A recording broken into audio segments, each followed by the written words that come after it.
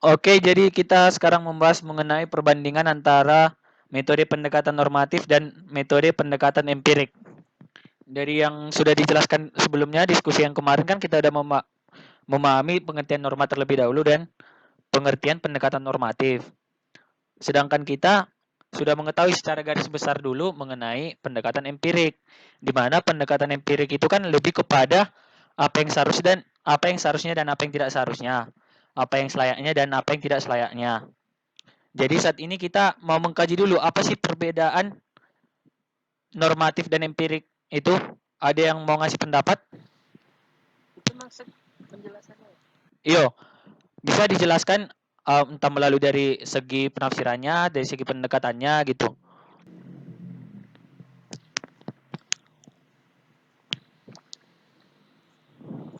Kalau yang aku dapat itu ciri-ciri keduanya dalam bentuk tabel. Coba ditampilin atau dikirim ke grup WA. Apa Haji? Tuh, Kenapa Haji? mungkin aku ingin menjelaskan mengenai apa namanya pendekatan hukum normatif sama yang empirik itu serta perbandingannya mungkin. Oke. Bisa bisa langsung perbandingannya aja. Oh, bisa langsung perbandingannya ya? Iya. Ada Ji. Oh, ini aku dapat dalam bentuk tabel ini. Oh, di-share ke grup WA aja. Oh iya ya. Nanti aku share langsung aja ya. Iya, bisa dijelasin dulu sekarang? Baiklah. Penjelasan mengenai metode pendekatan hukum normatif itu disebut sebagai pendekatan hukum doktrin atau penelitian dari perpustakaan. Dinamakan penelitian hukum doktrin dikarenakan pendekatan ini hanya ditujukan pada peraturan tertulis, sehingga pendekatan ini sangat erat hubungannya pada doktrin dari perpustakaan. Karena untuk membutuhkan data-data yang bersifat sekunder terdapat banyak di dalam perpustakaan yang untuk kita melakukan pendekatan normatif tersebut. Sedangkan dari pendekatan hukum empirik ini didasarkan dari penggabungan antara pendekatan hukum normatif dengan adanya penambahan sedikit unsur empiriknya. Nah, dari mengenai hukum empirik ini kita dapat mendapatkan perbandingan dari hukum normatif dan hukum empirik itu dari beberapa bidang, seperti dalam kerangka teorinya itu. Dari pendekatan hukum normatif kita untuk mencari teori itu berdasarkan tentang hukum yang berasal dari undang-undang atau peraturan pemerintah atau melalui pasal-pasal. Sedangkan pendekatan hukum empirik itu berdasarkan teori hukum sosiologis atau pembuktian masyarakat. Dan yang kedua, berdasarkan bidang data, yaitu menggunakan data sekunder dari hukum normatif atau data yang berasal dari kepustakaan atau buku-buku yang terdapat dari pustakawan. Sedangkan dari pendekatan empiris itu menggunakan data primer. Data primer yang dimaksudkan ini yaitu data yang diperoleh langsung dari kehidupan masyarakat dengan cara wawancara atau observasi. Nah, atau bisa juga kita melakukan dengan kuesioner, dengan mengisi angket yang telah diberikan untuk mengetahui data apa aja yang didapat dari masyarakat tersebut. Nah, terus lanjut dari yang bidang objek penelitiannya tuh, kalau hukum normatif itu dia lebih ke hukum positif yang sedang dijalankan, yang yang sedang berlaku sekarang. Kalau yang pendekatan hukum empirik itu dia tidak terpaku khusus ke hukum, tidak terpaku ke khusus hukum positif. Jadi dia bisa ke lebih ke kalau yang tadi itu normatif itu lebih ke hukumnya aja tuh, lebih ke hukum, nggak ada sangkut pautnya ke yang lain. Nah, tapi kalau yang empirik ini lebih ke hukum serta objektif deskriptifnya gitu, kayak lebih meluas, lebih lebar lagi objek kajiannya itu sih yang materi yang aku dapat. Mungkin ada teman yang kayak Navela mungkin bisa nambahin tadi yang ada yang dapat dari sumber data tabel itu.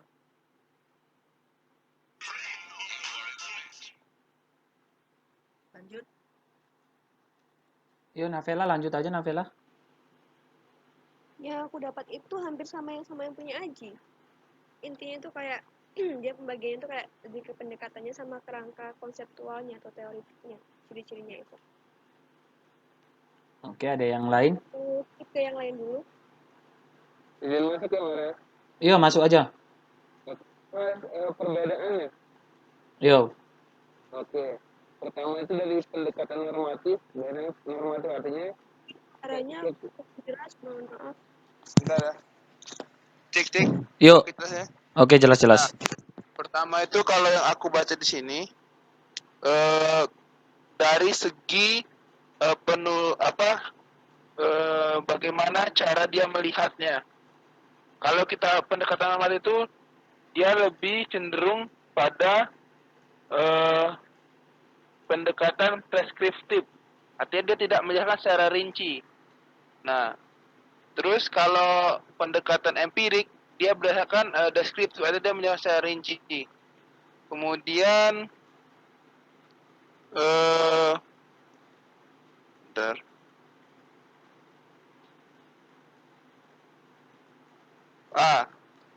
Penelitian normatif itu dia cenderung mencitrakan hukum sebagai disiplin preskriptif. Artinya hanya melihat hukum dari sudut pandang normalnya saja. Sedangkan pendekatan empirik itu melihat hukum dari apa yang terjadi di lapangan. Artinya apa senyata itu sosiologi hukumnya. Seperti itu. Mungkin cukup, ada yang lain? Coba nih, aku mau nanya ya. Kemarin kan aku ada nyampein kalau normatif itu lebih bersifat objektif nih. Ya. Berarti bisa dong kalau kita mengatakan empirik itu lebih ke subjektif karena kan lebih menyangkut ke apa yang seharusnya dan apa yang tidak seharusnya dan apa yang selayaknya dan tidak selayaknya. Coba dong tanggapan. Iya, bisa juga, Mas. Berarti salah satu perbedaannya itu mungkin ya perbandingannya. Iya, betul. Oke. Oke, berarti ntar itu kita masukin ke kesimpulan ya. Ke bagian perbandingannya. Ada yang lain mungkin?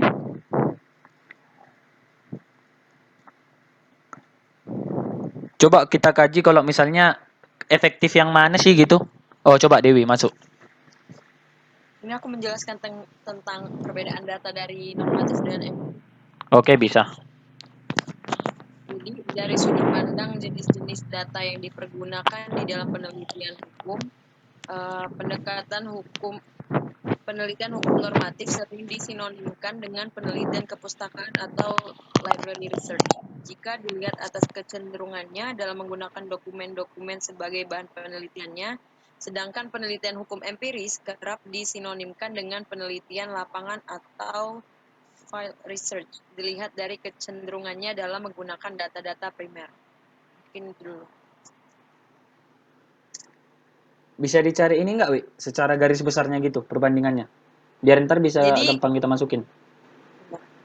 Jadi ini tuh dilihat dari sudut pandang jenis-jenis data yang digunakan. Kalau penelitian hukum normatif itu dia sering disamakan dengan penelitian kepustakaan yang mana datanya tuh dilihat dari dokumen-dokumen kayak gitu. Nah, sedangkan penelitian hukum empiris itu tuh sering disamakan dengan penelitian lapangan yang datanya tuh kecenderungan dilihat menggunakan data-data yang primer, yang pokok gitu, kayak undang-undang dasar. Seperti itu kurang lebih. Berarti kalau bisa dibilang bahasa sederhananya itu pendekatan normatif kita langsung menengok ke hukumnya. Sedangkan kalau kita empiris itu lebih ke TKP maupun lapangannya gitu ya. Iya, benar. Oke. Yuk. Ada yang lain dari Aldo mungkin? Ira, Reja? Gimana, ada yang lain? Ini aku share link di grup WA ya. Coba dicek dulu, guys.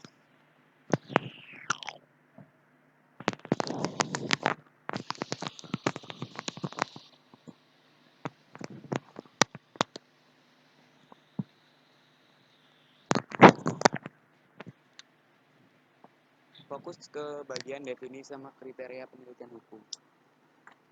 Mungkin sambil jelasin aja gue sembari kami baca materinya. Jadi dari jurnal dari Fakultas Hukum Universitas Lampung yang aku baca yang berjudul Metode Penelitian Hukum Normatif dan Empiris, karakteristik khas dari metode meneliti hukum.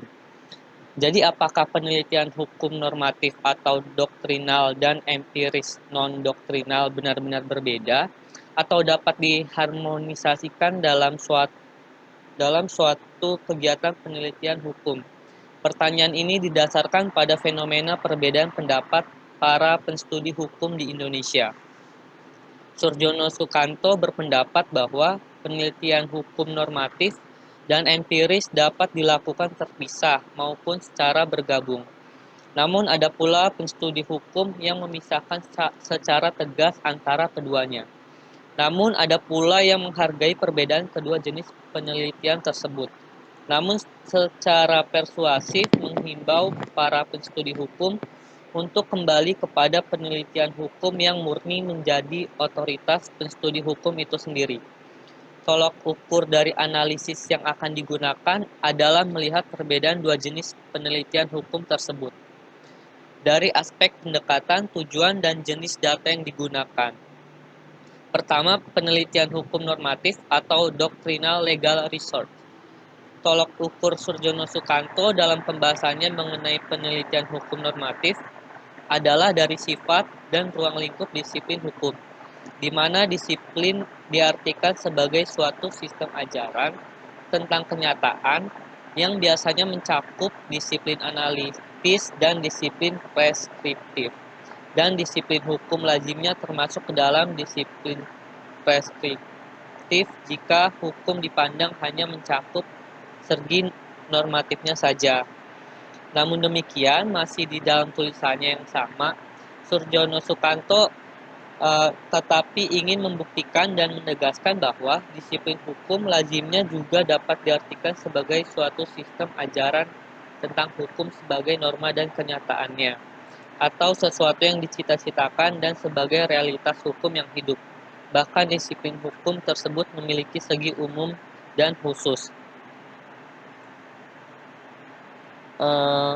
Berbeda dengan jenis penelitian hukum empiris, penelitian hukum normatif memiliki kecenderungan dalam mencitrakan hukum sebagai disiplin preskriptif, di mana hanya melihat hukum dari sudut pandang norma-normanya saja, yang tentunya bersifat preskriptif. Lalu dilihat dari segi jenisnya yang sangat doktrinal atau normatif, penelitian hukum normatif yang ada di Indonesia mirip dengan penelitian hukum common law, di mana penelitian hukum di dalam sistem hukum common law lebih berorientasi kepada aspek praktis, yaitu biasanya untuk menyelesaikan masalah hukum konkret, perkara hukum tertentu, dan dilakukan oleh praktisi hukum, baik bentuknya permasalah sengketa maupun hanya ingin mencari bagaimana dan di mana suatu permasalahan hukum tersebut diatur oleh hukum yang dilakukan melalui penelitian fakta-fakta hukum, peraturan hukum yang relevan, bahkan juga melihat kasus-kasus yang relevan dengan pertanyaan yang ingin dipecahkan. Selanjutnya, penelitian hukum empiris atau empirical legal research atau penelitian sosiolegal research. Jadi pengaruh ilmu sosial terhadap disiplin hukum adalah kalimat kunci yang sesuai sebagai pembuka pembicaraan mengenai jenis penelitian yang satu ini, yaitu penelitian hukum empiris. Kata empiris bukan berarti harus menggunakan alat pengumpul data dan teori-teori yang biasa dipergunakan di dalam metode penelitian ilmu-ilmu sosial. Namun di dalam konteks ini lebih dimaksudkan kepada Pengertian bahwa kebenarannya dapat dibuktikan pada alam kenyataan atau dapat dirasakan oleh panca indera atau bukan suatu fiksi, bahkan metafisika atau gaib yang sejatinya berupa proses berpikir yang biasanya hanya dongeng maupun pengalaman-pengalaman spiritual yang diberikan Tuhan, tidak kepada setiap manusia dan tidak harus melalui proses penalaran ilmiah. Suatu hal tertentu dapat diterima kebenarannya. Meskipun oleh para ilmuwan kadang dikatakan tidak ilmiah atau unillogical phenomena, penerimaan terhadap sesuatu yang bersifat ilmiah biasanya dipredikatkan dengan ungkapan masuk akal. Sedangkan penerimaan terhadap sesuatu yang bersifat metafisika dan spiritual biasanya disebut sebagai kepercayaan. Jadi seperti yang dijelaskan teman-teman sebelumnya, dalam penelitian hukum metode empiris ini, dia lebih melihat ke lapangan atau hasil dari penelitian lapangan atau observasi. Yang mana artinya yang fenomena-fenomena yang terjadi itu masuk akal atau logis.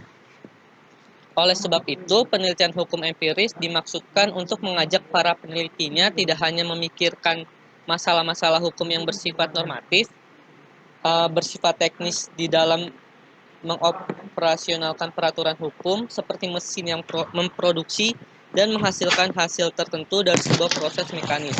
Dan tentunya hanya dan harus bersifat preskriptif saja.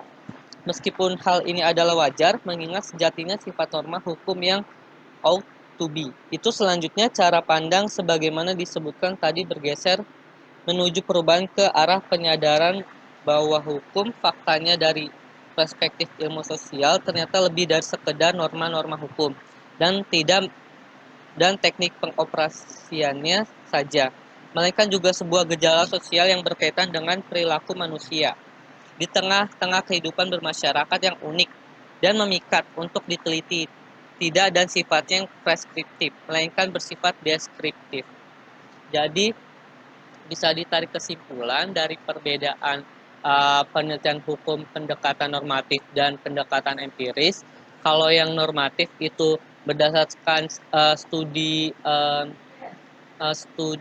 kepustakaan atau dari norma-norma atau peraturan, sedangkan dari metode empiris itu lebih melihat ke lapangan atau dari hasil observasi yang sebenarnya terjadi di tengah-tengah masyarakat.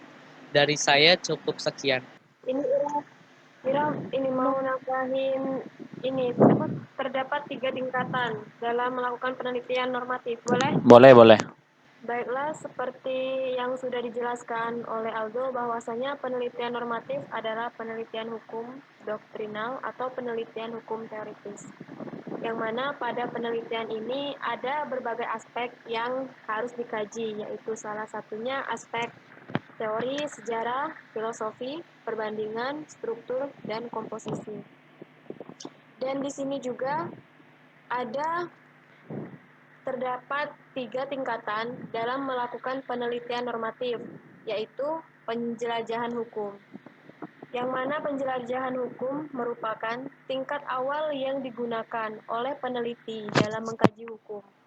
Dalam penelitian ini tidak diperlukan berbagai teori hukum, melainkan cukup dengan logika hukum saja. Selanjutnya yaitu tinjauan hukum. Tinjauan hukum penelitian ini tergolong pada tipe penelitian deskriptif. Dalam penelitian ini, seorang peneliti mengungkapkan berbagai fakta yang ditemukan seperti kekurangan, kelemahan, kelebihan dari suatu perundangan atau peraturan yang sedang diteliti. Dan yang terakhir adalah analisis hukum, yang mana analisis hukum merupakan tingkatan penelitian hukum yang paling tinggi dan komprehensif dalam mengkaji substansi hukum. Hal ini disebabkan pada penelitian analisis hukum seorang peneliti mengungkapkan hasil penelitian secara komprehensif, tidak hanya dari segi kekurangan, kelemahan, kerugian, tetapi juga mengungkapkan keunggulan, kelebihan, dan keuntungan, serta menunjukkan solusi yang paling baik yang sekiranya perlu dilakukan oleh pembuat undang-undang. Mungkin hanya itu yang bisa saya tambahkan. Mungkin ada teman yang lainnya yang ingin menambahkan? Baik, sedikit menambahi tadi yang disampaikan oleh Bu Ira. Di sini saya menemukan ini beberapa pendapat para ahli itu pada bagian lain Hans Kelsen sebagai pencetus ajaran teori yang murni tentang hukum menyatakan bahwa ilmu hukum adalah ilmu normatif, yang artinya itu berarti mempelajari hukum positif sebagaimana adanya tanpa yang senyatanya itu, dan tanpa mempersoalkan baik buruknya atau tidaknya dari istilah hukum itu sendiri. Dalam hal ini, hukum hanya mengelola secara logis bahan-bahan hukum positif. Dengan demikian, pemikiran John Austin dan Hans Kelsen lebih menekankan penglihatannya pada hukum sebagai perangkat peraturan-peraturan yang logis dan konsisten. Ada lagi, pandangan normatif ini mendapat dasar pembenarannya pada model ilmu ideal menurut hermeneutik. Penafsiran hermeneutik merupakan penafsiran yang berupaya mengelola suatu makna dalam konsep historis dan linguistik. Di Indonesia itu sendiri, pemikiran tentang hukum berdasarkan pendekatan normatif ini banyak menyita perhatian. Hal ini dapat dilihat dalam susunan kurikulum Fakultas Hukum itu sendiri yang sebagaimana besarnya diarahkan kepada penempaan keahlian dan memahami dan memaknai peraturan-peraturan yang berlaku. Dan pada teori yang saya tangkap dari Hans Kelsen tersebut, dapat saya simpulkan bahwasanya pendekatan normatif itu pendekatan yang menekankan kepada tata hukum positif tanpa mempersoalkan baik buruk atau tidaknya isi dari tata hukum itu sendiri, tetapi lebih mengelola secara logis bahan-bahan hukum positif, serta pendekatan normatif bisa disebut sebagai pendekatan secara doktriner, dikarenakan ditujukan kepada peraturan-peraturan yang tertulis sehingga sangat erat kaitannya pada perpustakaan karena membutuhkan surat berkunjung pada perpustakaan. Benar yang dikatakan oleh saudara Aldo tadi, mungkin kalau perbandingannya dengan pendekatan empirik, kalau pendekatan empirik itu lebih kepada menekankan kepada ke lapangannya kayak gitu. Kemudian saya ingin mungkin sedikit bertanya ya, bingung juga maksud di sini tuh kan penafsiran hermeneutik merupakan penafsiran yang berupaya memperoleh suatu makna teks dalam konteks historis dan linguistik. Itu maksudnya bagaimana sih? Yang saya baca yaitu pendekatan hermeneutika Ya. atau hermeneutik,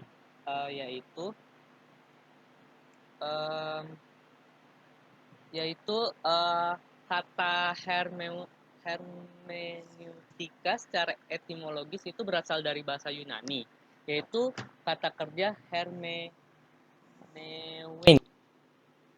Koreksi jika saya salah dalam pengucapannya, yang berarti menafsirkan atau menginterpretasi, atau kata benda hermenia yang berarti penafsiran atau interpretasi. Dari kata kerja tersebut dapat ditarik 3 bentuk makna dasar yang masih dalam koridor makna aslinya, itu mengungkapkan, menjelaskan, dan menerjemahkan. Jadi teknik dari hermeneutik ini yaitu dia menginterpretasi atau menafsirkan dari kajian-kajian yang berbentuk kepustakaan atau literatur, seperti di buku-buku atau di jurnal-jurnal, seperti itu. Cukup. Oh, berarti lebih kepada kayak menafsirkan kayak gitu ya? Iya, menafsirkan dari kajian-kajian seperti buku atau jurnal, ya semacam pokoknya yang berbentuk buku-buku hasil cetakan seperti itu. Pustakaan kayak gitu. Iya. Jadi perbedaan antara penelitian normatif dan empiris. Kalau pendekatan normatif itu tidak menggunakan analisis kuantitatif atau statistik, sedangkan pendekatan empiris itu menggunakan analisis kuantitatif, dan bisa dikatakan pendekatan normatif itu menggunakan analisis lebih ke kualitas. Nah, kalau yang kedua, kalau penelitian kita penelitian hukum empiris, tentunya pemaparan tentang data, apakah diperoleh melalui observasi, wawancara, maupun angket dengan menentukan wilayah dan populasi dan sampel yang diteliti. Metode statistik sangat membantu dalam menganalisis hasil. Sedangkan jika penelitian itu merupakan penelitian hukum normatif, maka tentunya hasil penelitian berupa fakta-fakta ketidaksesuaian suatu realita dan harapan-harapan masyarakat dikaitkan dengan rumusan hukum normatif, apakah tertulis atau tidak tertulis. Dalam penelitian hukum normatif, tidak jarang fakta-fakta baik realita masyarakat maupun norma hukum serta analisis dan solusinya disajikan secara bersamaan. Sedangkan dalam penelitian hukum empiris memuat cara-cara analisis seperti korelasi antara satu variabel dengan variabel yang lain. Sedangkan pada penelitian hukum normatif yang analisisnya bersifat pembenaran kualitatif, bahan yang diperoleh dipisahkan menurut kategori masing-masing dan diberi tafsiran secara abstraktif guna menjawab permasalahan yang sudah dirumuskan. Mungkin itu dulu. Hanya berfokus pada norma, sedangkan empirik itu adalah bagaimana caranya kita membandingkan antara satu variabel dengan variabel lain yang ada di lapangan. Sebenarnya ketika kita membandingkan antara norma dengan norma lain, artinya kita juga memerlukan sebuah variabel. Seperti halnya yang terjadi di penelitian atau pendekatan secara empirik. Karena apa? Karena yang dinamakan karena penggunaan dari variabel sendiri adalah bagaimana kita mempersamakan atau juga membedakan antara yang satu dengan yang lain. Sama halnya ketika kita dalam pendekatan normatif, ketika kita membedakan ataupun mempersamakan antara satu norma dengan norma lain, artinya kita memposisikan norma tersebut sebagai sebuah variabel. Itu kalau misalnya tanggapan dari aku. Mungkin yang lain ada bisa menambahkan. Terima kasih. Baik, untuk yang kelemahannya mungkin dari saya pribadi, dari jurnal yang saya baca adalah karena harus ada sebuah kesesuaian antara pendekatan normatif dengan pendekatan empirik, maka memang harus dituntut normatif itu harus disesuaikan sama keadaan yang senyatanya. Tapi kalau kita berkaca pada hal yang sekarang, artinya belum ada kesesuaian antara normatif dengan empirik.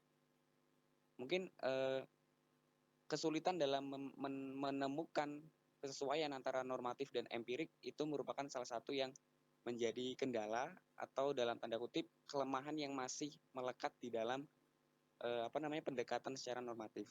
Mungkin yang lain ada menambahkan. Mungkin bisa ditambahin sih, kalau kata-kata Lucian seperti yang kulang tadi, kalau misalnya sulit dipahamin ya, bisa kita cantumkan, melihat dari perbedaannya tadi dengan adanya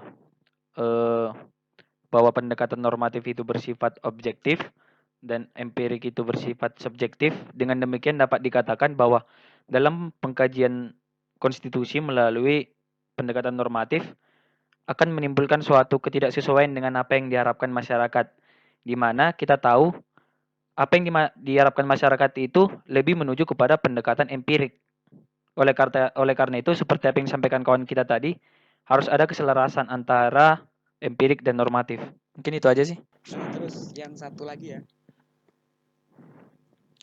dengan pendekatan normatif itu lebih menitik beratkan pada kajian kepustakaan, pada doktrin tadi, tanpa melihat pada keadaan yang senyatanya. Terus kalau pendekatan hukum pendekatan hukum normatif itu lebih kayak menciptakan hukum sebagai disiplin preskriptif, di mana hanya melihat hukum dari sudut pandang norma-normanya saja, yang tentunya bersifat preskriptif dibandingkan dengan empirik ya. Boleh diulang nggak? Jadi pendekatan hukum normatif itu kayak memiliki kecenderungan dalam mencitrakan hukum sebagai disiplin preskriptif, di mana hanya melihat hukum dari sudut pandang norma-normanya saja, yang tentunya bersifat preskriptif. Jadi setelah dari kelemahan, tentu juga ada kelebihan tentang pendekatan dari normatif ini sendiri, bahwa kelebihannya adalah lebih terjaminnya atau terjaminnya sebuah kepastian hukum. Artinya pendekatan normatif, kalau tadi kan lebih menitik beratkan pada kajian kepustakaan, terus melihat bagaimana hukum yang hukum yang sesungguhnya. Artinya dia lebih melihat bagaimana hukum itu ketika akan diterapkan di masyarakat dan ketika lebih condong kepada penilaian dan juga pengkajian tentang hukum, maka kepastian hukum lebih mudah terjamin, lebih mudah dilakukan. Artinya kepastian hukum menjadi salah satu kelebihan dari sebuah pendekatan normatif. Sekian. Oke. Aku sini mau nambahin ya. Kalau misalnya kurang setuju bisa ditanggapin. Ada dua mungkin yang dapatku mengenai kelebihan pendekatan normatif ini. Yang pertama itu dengan mengkaji konstitusi melalui pendekatan normatif, maka apa yang diharapkan atau apa yang dihasilkan bersifat ideal, bukan bersifat seperti kayak berat sebelah sih menurut saya. Karena kenapa? Jika kita kaji secara normatif, tentu saja kita mengkajinya secara undang-undang kan, bukan secara empirik yang kita tahu yaitu eh, secara apa yang selayaknya dan apa yang tidak selayaknya. Oleh karena itu, dengan pendekatan normatif ini mungkin hasilnya bahkan menjadi lebih ideal, lebih kepada seluruh masyarakat. Yang kedua, dengan pendekatan normatif ini kita jadi lebih dapat menentukan suatu keautentikan, autentik, suatu keautentikan hukum maupun konstitusi itu. Karena kenapa? Pada saat kita mengkaji melalui pendekatan normatif suatu konstitusi, kita mengkajinya berdasarkan norma kan. Jadi dengan melihat norma-normanya itu kita bakalan tahu autentik nggak sih konstitusi itu, nah, gitu. Apakah masih autentik atau tidak gitu. Mungkin itu aja atau ada yang mau menyanggah? Aku mau nambahin, Mara. Iya, bisa. Mungkin bisa juga Muhammad Marto tuh kalau pendekatan normatif itu kita lebih objektif dalam melihat hukum. Oke. Jadi kita lebih objektif dalam melihat hukum kalau kelebihan pendekatan normatif itu. Itu aja. Terima kasih. Oke, ada yang lain? Izin menambahkan. Yo, Aldo. Ya, jadi menurut Aldo, kelebihan dari pendekatan hukum normatif yaitu karena pendekatan hukum normatif melalui studi perpustakaan, hal ini akan membuat data yang diberikan itu bersifat statis atau tidak mudah berubah-berubah, dan juga akan membutuhkan waktu yang singkat dibandingkan pendekatan hukum empiris, yang mana hukum empiris ini dapat berubah sewaktu-waktu dengan cepat dan juga membutuhkan pengamatan yang lama. Oke, baiklah, setelah kita membahas mengenai pengertian norma, pengertian pendekatan normatif, dan juga kita membahas sampai ke kelebihan dan kelemahan pendekatan normatif, dan juga kita telah membandingkan bagaimana perbandingan antara pendekatan normatif dengan pendekatan empirik. Mulailah kita pada bagian akhir dari diskusi ini, yaitu kita mari menyimpulkan dan juga mungkin menyarankan bagi teman-teman kita yang akan melakukan pengkajian terhadap konstitusi negara ini. Oke lah, mungkin sudah waktunya untuk memulai kesimpulan. Untuk kesimpulan, kami persilakan kawan-kawan kami masing-masing untuk memberikan kesimpulan, dimulai dari Saudara Ageng. Baiklah, untuk yang pertama mungkin sedikit review tentang pengertian daripada norma itu sendiri, bahwasanya norma berasal dari bahasa Yunani yaitu nomos dan norm yang berarti model, yang kemudian diserap ke dalam bahasa Arab yaitu kaidah, dan apabila diterapkan ke dalam bahasa Indonesia itu berarti pedoman, patokan, atau aturan. Jadi norma sebagai pedoman, aturan, maupun petunjuk setiap manusia di dalam melakukan sebuah pergaulannya di dalam masyarakat. Karena mengapa? Karena norma ini hadir sebagai salah satu jalan atau solusi agar kepentingan antara satu individu dengan individu lain tidak saling bersinggungan, sehingga semua individu dalam pergaulan masyarakat dapat saling menguntungkan dan tidak ada pihak yang dirugikan. Yang selanjutnya, pembahasan mengenai macam-macam norma akan disampaikan oleh Nafila binti Amelia. Terima kasih Ageng. Baik, saya akan menjelaskan mengenai macam-macam norma. Dibagi menjadi dua ya teman-teman. Itu ada yang pertama itu berdasarkan kekuatan mengikatnya, yang kedua norma dalam masyarakat. Untuk yang pertama yaitu berdasarkan kekuatan mengikatnya itu ada satu cara, yang kedua kebiasaan, yang ketiga tata kelakuan, yang keempat adat istiadat, dan yang kelima hukum. Untuk yang kedua yaitu norma dalam masyarakat itu dibagi juga menjadi beberapa macam. Yang pertama ada norma agama, yang kedua norma kesusilaan, norma kesopanan, norma hukum, ada juga norma pendidikan dan norma adat. Untuk penjelasan selanjutnya mengenai pendekatan normatif, saya persilakan kepada Hafi. Silakan Hafi. Oke, selanjutnya kesimpulan berikutnya adalah berdasarkan apa yang dijelaskan, pendekatan normatif itu menitikberatkan kepada ranah ideal dari hukum. Artinya, hukum dititikberatkan dikaji melalui kepada doktrin-doktrin dan teori hukum yang sesuai dengan norma atau normatif. Selanjutnya akan dijelaskan lebih banyak oleh Reza. Baiklah. Silakan. Selanjutnya, kajian normatif memandang hukum dalam wujudnya sebagai kaidah yang menentukan apa yang boleh dan yang tidak boleh dilakukan. Kajian normatif sifatnya perspektif, yaitu bersifat menentukan apa yang salah dan apa yang benar. Kajian normatif terhadap hukum antara lain hukum tata negara positif. Hukum tata negara positif Indonesia, diantaranya UUD, undang-undang, dan juga peraturan tata tertib dan berbagai lembaga negara. Baik, selanjutnya akan dilanjutkan oleh teman saya Ira.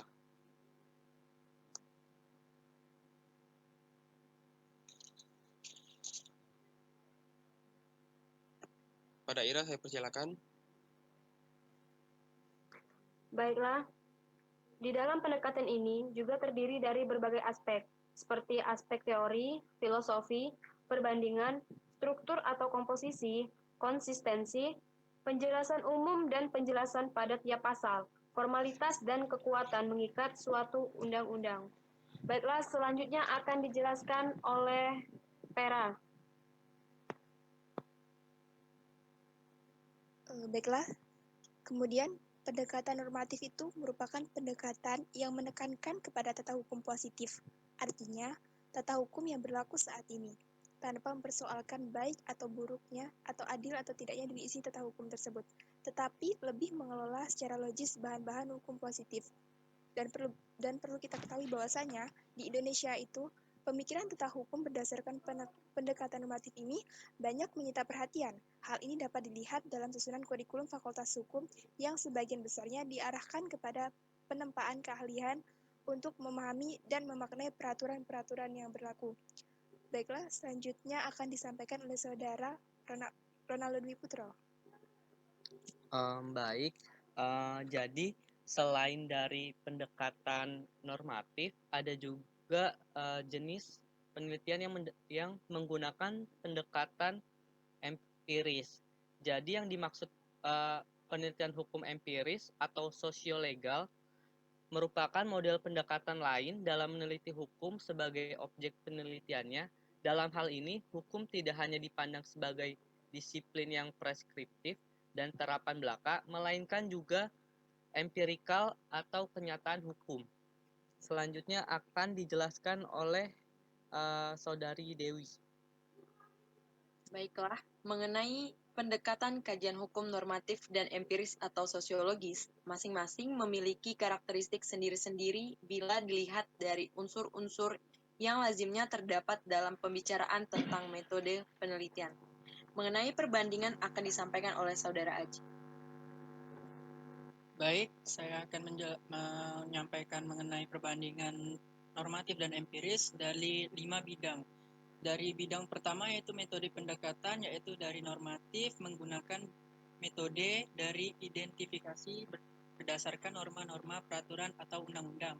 Sedangkan empiris itu berdasarkan sosiologis atau hukum atau berdasarkan identifikasi perilaku yang mempola. Kedua, dari bidang data, yaitu kalau normatif menggunakan data sekunder, sedangkan kalau empiris itu menggunakan data primer. Dan teknik pengumpulan data dari normatif itu berdasarkan data sekunder yang dikumpulkan secara studi kepustakaan. Sedangkan dari empiris itu mengumpulkan data dengan cara wawancara. Dan bentuk analisa dari logis dari normatif itu berdasarkan logis normatif atau berdasarkan logika dan peraturan UU. Dan sedangkan dari empiris itu berdasarkan kuantitatif atau dari bentuk analisis statistik. Dan yang terakhir itu dari dasar untuk menganalisa dari pendekatan normatif berdasarkan norma atau doktrin yang berlaku. Sedangkan empiris itu berdasarkan teori seperti teori sosiologi, teori antropologi, teori hukum, dan teori psikologi. Terima kasih. Mengingat banyaknya kelebihan dan kekurangan dari pendekatan normatif yang sudah kita kaji dan sudah kita bahas sebelumnya, alangkah baiknya dalam mengkaji suatu konstitusi ketatanegaraan dilakukan menggunakan pendekatan normatif dan empirik. Dengan keselarasan antara pendekatan normatif dan empirik pada saat pengkajian suatu ketatanegaraan, maka akan dihasilkan suatu kajian yang memang dibutuhkan untuk kondisi saat ini yang bersifat ideal dan sesuai dengan kondisi kenyataannya di lapangan. Baiklah, sekian kesimpulan dan saran dari kelompok kami. Kepada teman-teman mungkin yang ingin memberikan saran bisa melalui kolom komentar di bawah ataupun dengan berbagai media dapat memberikan saran agar lebih membangun, bukan untuk generasi mahasiswa saja, mungkin untuk membangun negara ini juga tentunya bagi nanti kami para generasi penerus bangsa ini. Sekian dan terima kasih kami ucapkan.